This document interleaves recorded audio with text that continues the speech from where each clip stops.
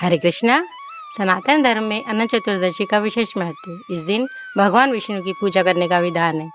इस दिन भगवान विष्णु का व्रत रखकर पूजा की जाए तो जीवन में आने वाले सारे संकट दूर रहते हैं और भगवान विष्णु की कृपा सदैव बनी रहती है।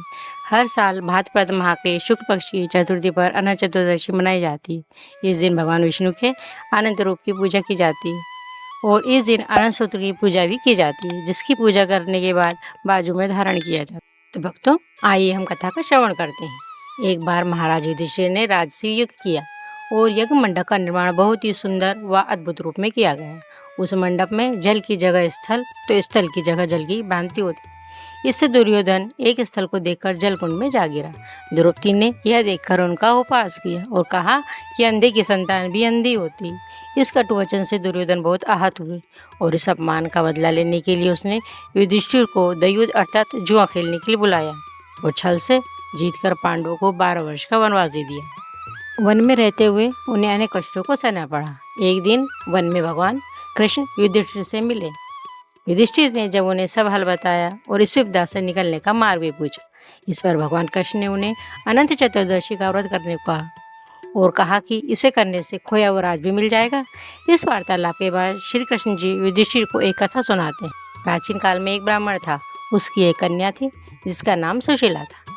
जब कन्या बड़ी हुई तो ब्राह्मण ने उसका विवाह कौंडिन्य ऋषि से कर दिया। विवाह के पश्चात कौंडिन्य ऋषि अपने आश्रम की ओर चल दिए। रास्ते में रात हो गई, जिससे वह नदी के किनारे आराम करने लगे। सुशीला के पूछने पर उन्होंने अनंत चतुर्दशी व्रत का महत्व बता दिया। सुशीला ने वही व्रत का अनुष्ठान कर 14 गांठों वाला डोरा अपने हाथ में बांध लिया। फिर वह पति के पास आ गई। कौंडिन्य ऋषि ने सुशीला के हाथ में बंधे डोरे के बारे में पूछा तो सुशीला ने उन्हें सारी बात बता दी। कौंडिन्य ऋषि सुशीला की इस बात से अप्रसन्न हो गए। उसके हाथ में बंधे डोरे को भी आग में डाल दिया, जिससे अनंत भगवान का अपमान हुआ और जिसके परिणाम स्वरूप कौंडिन्य ऋषि की सारी संपत्ति नष्ट हो गई। सुशीला ने इसका कारण डोरे का आग में जलाना बताया। पश्चाताप की अग्नि में जलते हुए ऋषि अनंत भगवान की खोज में वन की ओर चल दिए। वे भटकते भटकते निराश होकर गिर पड़े और बेहोश हो गए। भगवान अनंत ने उन्हें दर्शन देते हुए कहा कि मेरे अपमान के कारण ही तुम्हारी यह दशा हुई और विपत्ति आई, लेकिन तुम्हारे पश्चाताप से मैं तुमसे अप्रसन्न हूँ। अपने आश्रम में जाओ और 14 वर्ष तक विधि विधान से मेरा यह व्रत करो। इससे तुम्हारे सारे कष्ट दूर हो जाएंगे। कौंडिन्य ऋषि ने वैसा ही किया और उनके सभी कष्ट दूर हो गए। उन्हें मोक्ष की प्राप्ति भी हुई। श्री कृष्ण की आज्ञा से युधिष्ठिर ने भी अनंत भगवान का व्रत किया, जिससे पांडवों को महाभारत के युद्ध में विजय प्राप्त हुई।